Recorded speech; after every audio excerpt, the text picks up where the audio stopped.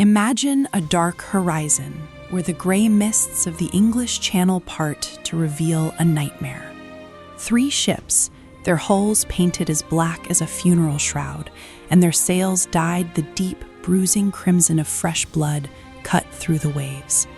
At the prow of the flagship stands a woman, her eyes fixed on the French coastline with a hatred so cold it could freeze the sea itself. This was not a merchant or a common brigand. This was Jeanne de Clisson, a noblewoman turned pirate, a mother turned monster, and the woman who would spend 13 years carving a path of slaughter through the French Navy to avenge the man she loved. To understand how a high-born lady of the 14th century became the most feared pirate in the Atlantic, we have to look back at the world she was born into. Jeanne de Belleville was born in 1300 into the high nobility of Poitou. Her life began as many noblewomen's did. She was a pawn in the great game of dynastic alliances. At the age of 12, she was married off to her first husband, and by her 30s, she had been widowed and remarried. But it was her third marriage to Olivier de Clisson that would change the course of history. Olivier was a wealthy Breton lord, a man of power and standing. By all historical accounts, their marriage was a rarity for the time. It was a true love match. They were wealthy, influential, and devoted to one another. They had 5 children and lived a life of luxury in the rugged, beautiful landscape of Brittany. But Brittany in the 1340s was a powder keg. The Duke of Brittany had died without a clear heir, sparking the War of the Breton Succession. This wasn't just a local spat, it was a proxy war between the 2 greatest powers in Europe, the Kingdom of France and the Kingdom of England. It was a brutal chapter of what we now call the 100 Years' War. Olivier de Clisson stood with the French-backed claimant, Charles de Blois. He fought bravely, defending the city of Vannes against English sieges. However, when Vannes eventually fell to the English, Olivier was captured. This should have been a standard affair of medieval warfare. Nobles were captured, ransomed, and returned. But something went wrong. When Olivier was released for a shockingly low ransom, the French king, Philip VI, began to whisper of treason. He suspected that Olivier had made a secret deal with King Edward III of England to switch sides. King Philip was a man ruled by paranoia and a desire to consolidate power. In 1343, he invited Olivier and several other Breton lords to a great tournament in Paris. It was meant to be a celebration, a moment of chivalry and sport. Instead, it was a trap. As soon as Olivier arrived, he was arrested. There was no fair trial, no chance to face his accusers with honor. He was branded a traitor to the crown. On August 2nd, 1343, Olivier de Clisson was beheaded at Les Halles. The king wasn't satisfied with just his death. In an act of calculated cruelty intended to humiliate the Clisson family and terrify any other potential traitors, he ordered Olivier's body to be hung from a common gallows and his head to be sent to the city of Nantes. There, it was stuck on a wooden spike atop the Sauvetou gate for all to see, including his wife and children. King Philip thought he had crushed a rebellion. In reality, he had just created a demon. When Jeanne saw her husband's head rotting on that spike, something inside her broke, and in its place, something terrifying was born. She didn't retreat into a convent to mourn in silence. She didn't petition the king for mercy or a return of her lands. Instead, she took her 2 young sons, Olivier and Guillaume, to the gates of Nantes.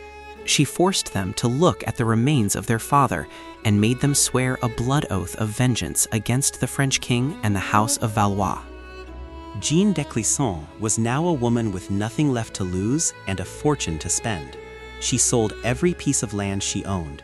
She auctioned off her jewelry, her furniture, and the very clothes on her back. She used the gold to raise a private army of loyal Breton resistance fighters. Initially, she stayed on land, leading a series of brutal guerrilla raids against pro-French forces in Brittany. She earned a reputation for showing no mercy to those who had betrayed her husband. She would storm castles and villages, leaving behind nothing but smoke and corpses. But the French army was too large to defeat on land. If she wanted to truly hurt the king, she had to strike where it hurt him most, his supply lines and his pride. Jeanne crossed the Channel to England, where she sought an audience with King Edward III. Edward, seeing a golden opportunity to use a vengeful noblewoman against his rival, provided her with ships and support. Jeanne took that support and went further. She took 3 massive warships and had them painted entirely black. She ordered the sails dyed a deep, dark red. She called her flagship My Revenge. For the next 13 years, from 1343 to 1356, the Black Fleet became the terror of the English Channel. Jeanne didn't just capture ships, she hunted them. She targeted French merchant vessels and any ship flying the colors of the French aristocracy. Her tactics were as simple as they were savage. Her fleet would emerge from the fog like ghosts. They would grapple the French ships, and Jeanne herself, dressed in armor and wielding a heavy battle axe, would lead the boarding party. She wasn't looking for cargo or gold, though she took enough to keep her crew paid and her ships repaired. She was looking for blood. Legend says that Jeanne would personally behead any French aristocrat or officer she found on board. She refused to take ransoms. But she always left a single survivor, one common sailor, usually terrified and trembling, who was spared for a specific purpose. She would send him back to the French court with a message for King Philip. The Lioness of Brittany is still hunting. The French called her La Lioness of Brittany. They grew to fear the very sight of the horizon. Merchant shipping ground to a halt. The king's navy, once proud, found itself unable to catch a woman who knew the jagged Breton coastline better than any man alive. Throughout these years of maritime slaughter, Jeanne was never far from her children. Her sons grew up on the decks of those black ships, breathing in the salt air and the scent of iron. It was a life of constant danger. In one harrowing instance, her fleet was caught in a massive storm. Her flagship was wrecked, and Jeanne, along with her 2 sons, spent 6 days adrift in a small boat. They had no food and very little water. Tragically, her youngest son, Guillaume, died of exposure in her arms. Most people would have surrendered then, broken by the loss of a child. But for Jeanne, it only added another layer to her debt of blood. She eventually made it back to shore, found a new ship, and returned to the sea. As the years bled into a decade, the political landscape began to shift. The king who had ordered her husband's death, Philip VI, died in 1350. His successor, John II, inherited a kingdom ravaged by the Black Death and the ongoing war. By 1356, Jeanne's active piracy began to wind down.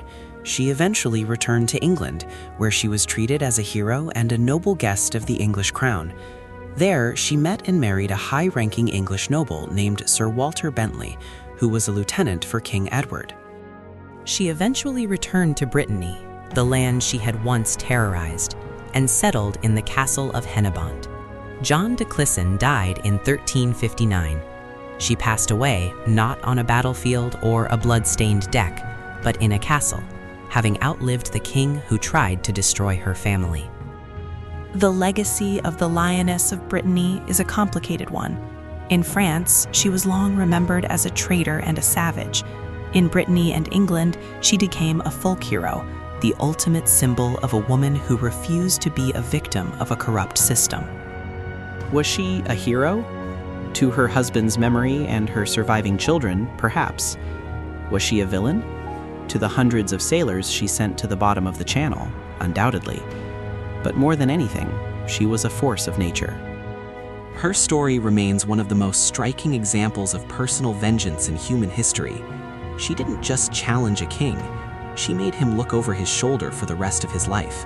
She turned the English Channel into her own personal hunting ground and wrote her name into history with an axe and a black sail.